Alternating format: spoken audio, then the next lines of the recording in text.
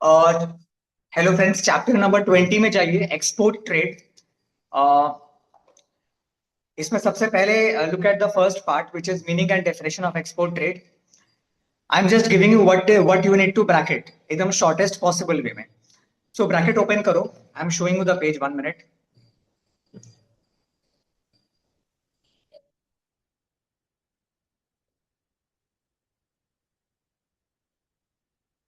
हाँ, open bracket at the beginning of the first line. Export trade involves selling goods and services to foreign countries. These days, every country has to buy certain commodities from other countries. In order to make payment to foreign countries, a nation requires foreign exchange. Therefore, a country must export and earn foreign exchange. यहाँ पे bracket close करो। This can be your ideal definition of export trade. If you are short on time, you can only memorize the first line. तो export trade ऐसा कोई हाथी घोड़ा नहीं है। एक्सपोर्ट ट्रेड तुम अपने मन से भी लिख सकते हो।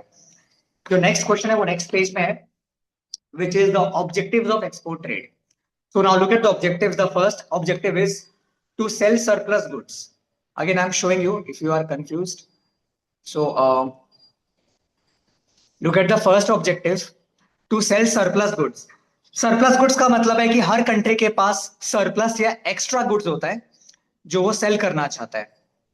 तो that is called surplus goods. A country may produce a commodity in such quantities that are more than its needs. The country can sell its surplus output to foreign countries. In this way, export trade is undertaken to make fruitful use of surplus goods. Second objective है to make better utilization of resources. Export trade widens the market for goods. A country can make better utilization of its resources by producing goods on a large scale, both for domestic and exports. यानी अगर कोई country के पास extra goods है, वो उसे बेच के पैसे कमा सकता है और वो अपने रिसोर्सेज को बेटर यूटिलाइज कर सकता है। थर्ड पॉइंट इसी पे है, टू अर्न फॉरेन एक्सचेंज। यानी अगर कोई कंट्री को फॉरेन करेंसी अर्न करना है, अपना बैलेंस ऑफ पेमेंट इंप्रूव करना है, तो वो एक्सपोर्ट करे। So look at the third point, which is to earn foreign exchange. A country can earn valuable foreign exchange through exports. The amount of foreign exchange so earned can be utilized to import scarce capital goods. Such imports are necessary for rapid economic development of the country. जब country export करेगा तभी तो import करेगा। तो country export करके जो capital goods है, जैसे कि मशीन्स, वो इंपोर्ट कर सकता है। फोर्थ पॉइंट है to increase national income. Export trade helps a country increase its national income. अगर हम एक्सपोर्ट कर रहे हैं, इसका मतलब हम सेल कर रहे हैं, तो हमारा इनकम बढ़ रहा है। Increase in national income improves the quality of life of the people. Point number 5, to generate employment. The growth of export trade creates employment opportunities for a large number of people. काफी लोग office का काम करते हैं, import export में involve होते हैं, custom का काम करते हैं, तो इंडिया में काफी इंप्लॉयमेंट बढ़ता है। साथ में गवर्नमेंट को भी रेवेन्यू मिलता है। तो पॉइंट नंबर 6 है to increase government revenue. Export trade generates revenue for the government in the form of custom duty and excise duty. The government can spend more on public welfare activities. यानी government को export से tax मिलता है, जिसको हम duty कहते हैं। वो पैसा गवर्नमेंट के एक्सचेकर या तिजोरी में जाती है, जिससे गवर्नमेंट जनता पे खर्च करती है। और लास्ट ऑब्जेक्टिव है to create international cooperation. Export trade improves mutual understanding and cooperation between nations. अगर इंडिया एक्सपोर्ट करता है तो जिस कंट्री से के साथ वो इंपोर्ट एक्सपोर्ट कर रहा है, उस कंट्री के साथ हमारे रिश्ते बढ़ते हैं। यानी हमारा international trade helps to improve our relationship. इस क्वेश्चन का या इस टॉपिक का, इस चैप्टर का जो थर्ड क्वेश्चन है वो है प्रोसीडियर ऑफ एक्सपोर्ट ट्रेड। उसके लिए you go to question bank, you turn 4-5 pages and go to question bank. I'm showing you. Go to the end of the chapter और वहां पे क्वेश्चन बैंक में जाओ, जहां पे लिखा है question number 2, explain the procedure of export trade. ये पूरा क्वेश्चन यहां से लर्न करना, ये पूरा आंसर, क्योंकि यहां पे समराइज करके लिखा हुआ है एग्जाम पर्पस के हिसाब से। अच्छा, ये सारे स्टेप्स को लाइन बाय लाइन दिमाग में रखना है, तुम ऑर्डर चेंज नहीं कर सकते। Export trade procedure involves the following steps. पहला स्टेप, अच्छा जैसे मैंने ब्रैकेट किया तुम वैसे ही ब्रैकेट कर सकते हो। If you want you can write the entire paragraph, वरना जो मैंने ब्रैकेट किया है मिनिमम उतना करना। हाँ, bracket open. Receipt of inquiry in the first stage of an export transaction, the exporter, जो एक्सपोर्टर है यानी जो सेल करना चाहता है, receives an inquiry from the intending importer. तो अगर इंडिया एक्सपोर्ट करना चाहता है तो इंक्वायरी उसके पास आएगी फ्रॉम द बायर और इंपोर्टर जो बाय करना चाहता है। The inquiry relates to the availability of goods, their prices, other terms and conditions etcetera. यहां ब्रैकेट क्लोज कर दो। मतलब जो इंपोर्टर है वो इंक्वायर कर रहा है कि उसके कि हमारा जो प्रोडक्ट है उसका प्राइस क्या है और टर्म्स एंड कंडीशन क्या है। उसके बाद हम कोटेशन भेजेंगे। Number 2, sending quotation. The exporter यानी जो सेलर है, he replies to the inquiry in the form of a quotation. A quotation is a written document containing the availability of goods for export, their prices, time of delivery etc. तो quotation में हमें mention करना है कि goods का price क्या होगा और हम कितना दिन में भेजेंगे, और कोई और टर्म्स एंड कंडीशन है तो वो। थर्ड पॉइंट यानी third process, receipt of indent. In case the terms and conditions stated in the quotation are acceptable to the importer, he will send the purchase order which is known as indent। ये underline कर लो, he will send the purchase order which is known as indent। तो indent का मतलब है कि अगर जो prospective importer है, अगर वो हमारे टर्म्स एंड कंडीशन से खुश हो जाता है तो वो हमें ऑर्डर भेजेगा कि हाँ भाई तुम माल भेज दो। उसे कहते हैं परचेज ऑर्डर या indent. The indent must contain the quantity and description of goods required, mode of dispatch and all other relevant details. तो ऑब्वियस सी बात है कि इसमें वो डिटेल में लिखेगा कि उसे जो गुड्स चाहिए वो कौन से टाइप के चाहिए। अगर अलग अलग कैटेगरी के गुड्स हैं तो कौन सा category, category A to B या सी, और किस तरह का पेमेंट होगा वगैरह वगैरह। He has to clearly mention the quantity, कि कितना क्वांटिटी का गुड्स वो खरीदना चाहता है। Then go to point number 4। याद रखो ये सारे प्रोसेस को ऑर्डर में याद रखना है। Point number 4, making credit inquiry. अब हम है एक्सपोर्टर मान लो, तो मुझे तो जानना है ना कि मैं जिसको माल भेज रहा हूं उस पर्सन का यानी इंपोर्टर का क्रेडिबिलिटी क्या है। ऐसा तो ना नहीं होगा ना कि वो पैसे न दे, हमने उसे माल भेज दिया और पैसे देने में वो आनाकानी कर रहा है। तो हमें जानना है कि उसका क्रेडिबिलिटी क्या है, यानी मार्केट में उसका रेपुटेशन कैसा है। So the exporter will like to know the credit worthiness of the importer before accepting the order. He may ask for bank guarantee. हो सकता है कि जो एक्सपोर्टर है वो इंपोर्टर को बोले कि तुम अपना बैंक से स्टेटमेंट भेजो, कि बैंक तुम्हारे पासबुक का स्टेटमेंट भेजे या गारंटी ले।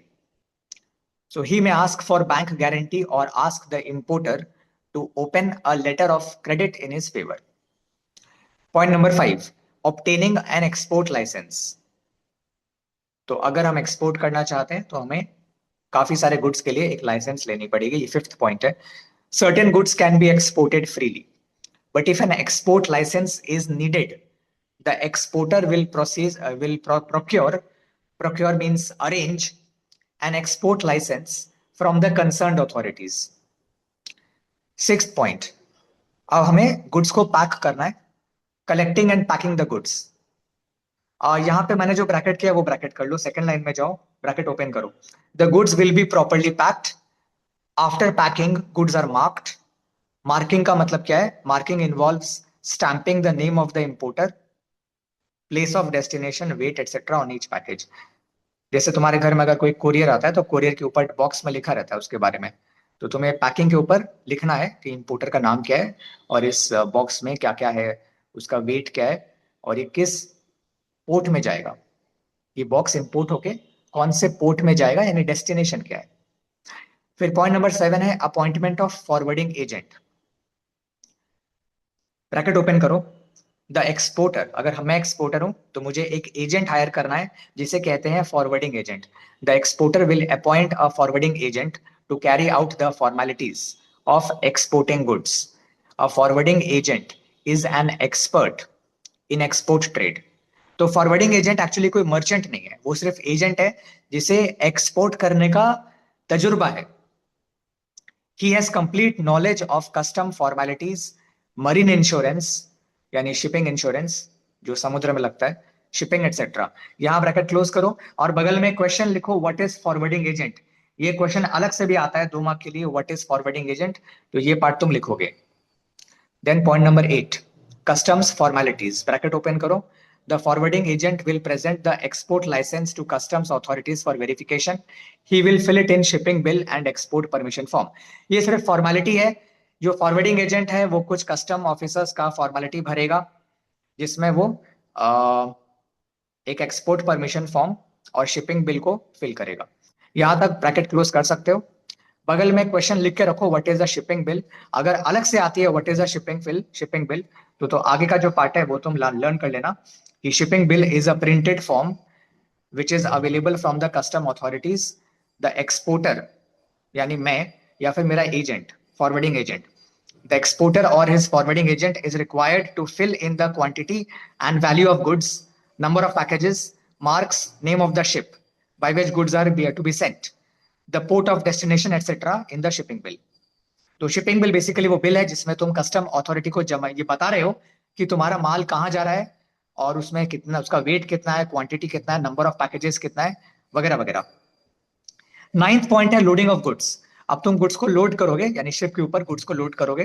The agent will now hand over the goods to the captain of the ship और is agent called mate. Mate जो है वो फॉरवर्डिंग एजेंट का वो कैप्टन ऑफ द शिप का एजेंट है। द मेट विल, मतलब अगर शिप का कैप्टन तो हर चीज नहीं करता ना, तो जो कैप्टन ऑफ द शिप है उसके पास एक आदमी है जो उसका असिस्टेंट है, उसे हम मेट कहते हैं। तो मेट जो है वो सब कुछ एग्जामाइन करता है कि गुड्स जो आ रहा है वो सब ठीक ठाक है कि नहीं। So the mate will examine the packing, count the packages and issue a receipt. उस रिसिप्ट को कहते हैं mate's receipt. If the mate is fully satisfied with the packing he will give a clean mate's receipt. Mate जो है सामान check करते वक्त देखता है कि हाँ जो बिल में लिखा हुआ है वही सारा कंटेनर शिप में लोड हो रहा है, तो वो क्लीन चिट देगा यानी क्लीन रिसिप्ट देगा। If the packing is defective, he will make a note of it in the receipt itself. Such a receipt is known as होगा as foul mates receipt. अगर मान लो तुमने जो पैकेट भेजा है या कंटेनर कंटेनर दिया है उसमें कोई लीक है, वो कहीं से फटा हुआ है या टूटा हुआ है, तो वहां पे मेट वो लिख देगा रिसिप्ट में ताकि बाद में तुम उसे ब्लेम ना कर सको, ताकि शिपिंग कंपनी को ब्लेम ना किया जाए। बेसिकली शिप का जो कैप्टन है या शिप का जो मेट है वो इस बात को बोल रहा है कि तुम्हारा भाई, तुम्हारा सामान पहले से ही खराब है या पहले से ही फटा हुआ है, हमारी गलती नहीं है। Okay, the forwarding agent will present the mate's receipt to the shipping company's office. In exchange he will receive the bill of lading। ये लास्ट टू लाइंस तुम स्किप कर सकते हो, so you can bracket till this foul mate's receipt. लेकिन बगल में question लिख लो, ये अलग से भी आ सकती है, what is mate's receipt, comma, clean mates receipt and foul mates receipt. So you may get a separate question on these 3 receipts, or you may get a question like distinguish between clean mate and foul mates receipt. Point number 10, अब goods को ensure करना है। यहाँ पे we can only right, सिर्फ एक line लिखने से हो जाएगा, तो you can bracket the first line. Insurance of goods, the exporter gets the goods insured from a marine insurance company so as to cover the risk of perils of the sea। बस यहां तक bracket करो।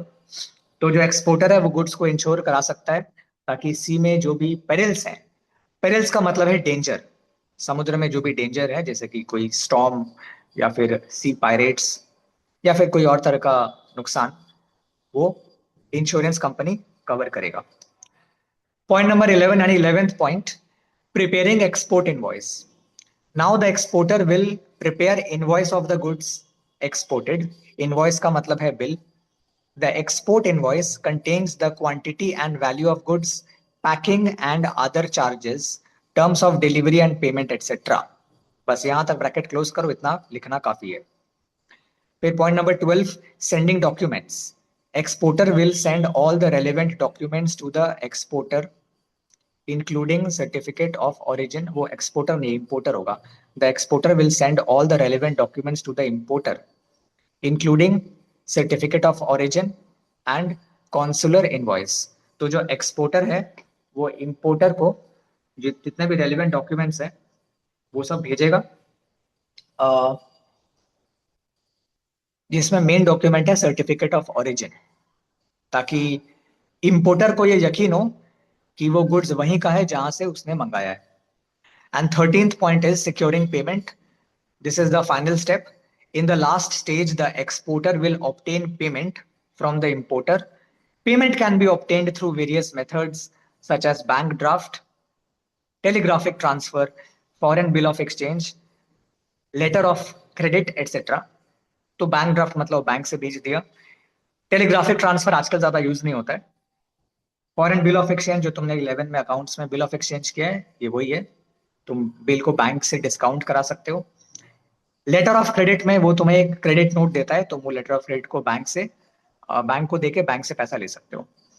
तो ये 3 questions जो है जो हमने अभी किए, व्हाट इज एक्सपोर्ट ट्रेड और the objectives of export trade and this one procedure of export trade. ये 3 मेन क्वेश्चंस है, the third one being the most important. But थोड़े बहुत शॉर्ट क्वेश्चंस है जो अलग से भी हम मार्क करा दे रहे हैं. जैसे क्वेश्चन 3 देखो इसी के नीचे, what is an indent. What is an indent, बस इतना करो. और ये जो ब्रैकेट पोर्शन दिख रहा है वो ब्रैकेट कर दो. ये अलग से आ सकता है, what is the meaning of indent.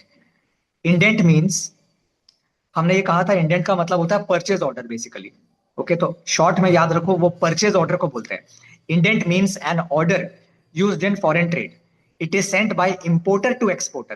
क्योंकि इंपोर्टर खरीदने वाला है, तो importer is sending the purchase order और indent to the exporter. It specifies the quantity and type of goods required, mode of dispatch, other terms and conditions, etc. An indent may be sent directly or through indent houses. यहां तक करो. इसके बाद go to the next page. एक दो short questions और है. Question 4 में जो वो है what is bill of leading, तो वो भी अलग से कर लो तो बेटर होगा. क्वेश्चन 4 देखो इसी नेक्स्ट पेज में, what is bill of leading. सिर्फ खाली इतना ही करो, what is bill of leading और ब्रैकेट करो first para. Bill of lading is an official receipt issued by a shipping company to the exporter. तो बिल ऑफ लीडिंग जो ship, मान लो अगर तुम्हारा टाइटैनिक शिप है, तो टाइटैनिक शिप का जो कंपनी है वो देगा एक्सपोर्टर को यानी सेलर को. It is a receipt of the goods sent as well as a contract for carrying the goods to the port of destination. तो इसका मतलब ये हुआ, अगर सपोज मैं एक्सपोर्टर हूं, मैंने अपना गुड्स को शिप में लोड कर दिया, तो मेरे पास क्या सबूत है कि मेरा गुड्स शिप में चला गया. शिप का जो मालिक है या जो शिपिंग कंपनी है वो मुझे बिल ऑफ लीडिंग देगा. तो बिल ऑफ लीडिंग का मतलब है बेसिकली बिल ऑफ लोडिंग, कि वो गुड्स लोड हो चुका है और वो बिल मेरे पास है एज अ प्रूफ, ताकि बाद में अगर मेरा गुड्स कहीं खो जाए या गुड्स मुझे ना मिले तो मैं क्लेम कर सकता हूं कि ये गुड्स मैंने लोड किया था बट वो गुड्स मिल नहीं रहा. और ऑल्सो उसमें क्वांटिटी भी लिखा रहता है. तो अगर बाद में मैं देखता हूँ कि कुछ क्वांटिटी चोरी हो गया है या पानी में गिर गया है, तो आई कैन क्लेम कि मैंने तो भाई इतना क्वांटिटी दिया था, बाकी क्वांटिटी कहाँ पे है. ओके, तो बिल ऑफ लीडिंग एक इंपॉर्टेंट डॉक्यूमेंट है, वो एक्सपोर्टर के पास रहेगा, which means the shipping company will give it to the seller and the exporter will keep it as proof. इसके बाद नेक्स्ट पॉइंट देखो, आई मीन नेक्स्ट क्वेश्चन देखो. Question 5, what is letter of credit. Bracket open करो. There is a long physical distance between the exporter and importer. Therefore, the exporter wants to be sure about the credit worthiness of the importer. For this purpose, the importer is required to open a letter of credit in favor of the exporter. यहाँ bracket close करो, फिर एक line skip करो and bracket the last line. It serves as a guarantee to the exporter that his bill of exchange drawn on the importer will be honored. तो basically letter of credit क्या है? अगर suppose मैं exporter हूँ, I live in India, तुम importer हो, you live in Australia, तो I am sending my goods to you and I am sending the bill, let's say the bill of exchange वाला bill, bill receivable मेरे लिए, तुम्हारे लिए bills payable. अब मैं तो गुड्स भेज दिया, अब बाद में तुम उस बिल को जब ऑनर करोगे तो मुझे तो कुछ गारंटी मिलना चाहिए कि तुम जब तुम्हारे पास बिल को पे करने का हैसियत है, तो उसके लिए तुम अपने बैंक से एक लेटर लिखाते हो which is called the letter of credit. Basically bank सांत्वना दे रहा है या अश्योरेंस दे रहा है कि इंपोर्टर के अकाउंट में सफिशिएंट बैलेंस है ताकि इंपोर्टर मेरे बिल को पे कर सके। So after receiving the letter of credit, I will feel satisfied that हाँ, ये जो importer है ये कोई गरीब इंसान नहीं है। The importer can afford the goods that I am sending. So I will not suffer from bad debt. At least not because of financial inability. अगर importer भाग जाए तो अलग बात है, but because of financial inadequacy, I will not suffer from bad debt. ये इसका मतलब है। तो ये है letter of credit। इसके बाद एक और क्वेश्चन कर लो, अलग से कर लो, वो लास्ट पेज के नेक्स्ट पेज में है। हमने पहले वो मार्क किया है बट यहाँ से अलग से भी कर सकते हो। वो है last question, question 10। Explain the term forwarding agents. ये काफी ज्यादा बार आता है 2 मार्क्स के लिए, तो ब्रैकेट ओपन करो। Forwarding agents are experts in export trade. They have full knowledge of export procedures and custom formalities. यहाँ ब्रैकेट क्लोज करो। उसके बाद जस्ट ब्रैकेट ओपन करो इन द नेक्स्ट लाइन, एक लाइन छोड़ के, they charge commission for their services. तो ये वाला पार्ट भी लर्न कर सकते हो और जो हमने पहले मार्क किया वो भी लर्न कर सकते हो। यानी जो पूरा पॉइंट है वो है कि forwarding agent, exporter means the seller appoints an agent, उसको बोलते हैं फॉरवर्डिंग एजेंट। फॉरवर्डिंग एजेंट एक मिडिल मैन है, वो सामान खरीद भी नहीं रहा है, बेच भी नहीं रहा है, वो एक मिडिल मैन है। तो उसका काम है कि वो मेरे गुड्स को सही सलामत शिप में चढ़वा दे और वो थोड़ा सा जिम्मेदारी ले, क्योंकि बीच का जो प्रोसेस होता है पेपर वर्क का, वो हो सकता है मुझे नहीं आता, बिकॉज मैं तो भाई माल बना के बेचता हूँ, तो मेरे को अपने गुड्स के बारे में आइडिया है। शिपिंग फॉर्मेलिटीज जो कि हो सकता है बार बार चेंज हो, हर साल चेंज हो, वो पेपर वर्क का मेरे को आइडिया नहीं भी हो सकता है। तो फॉरवर्डिंग एजेंट मेरा काम जल्दी जल्दी कर देगा। तो forwarding agent will basically help me to load my ship and to get the custom clearance, ताकि मेरा गुड्स जो एक्सपोर्ट करना है मुझे वो कस्टम में फटाफट क्लियर हो जाए। तो फॉरवर्डिंग एजेंट उसके बदले मुझसे कमीशन लेगा। फॉरवर्डिंग एजेंट का काम सिर्फ कमीशन लेना है, उसको बोलते हैं forwarding commission. He is not responsible for the sale और द परचेज। ओके, ये पूरा पार्ट तुम्हारे सिलेबस में है, एक्सपोर्ट ट्रेड। बाकी और कुछ करने का जरूरत नहीं है, बट आई ऑलवेज एडवाइस कि as a general reader and student तुम ये चैप्टर पूरा गो थ्रू कर लो अंदर से, ताकि तुमको थोड़ा और आइडिया मिले। Okay, I will see you again then, bye, good night.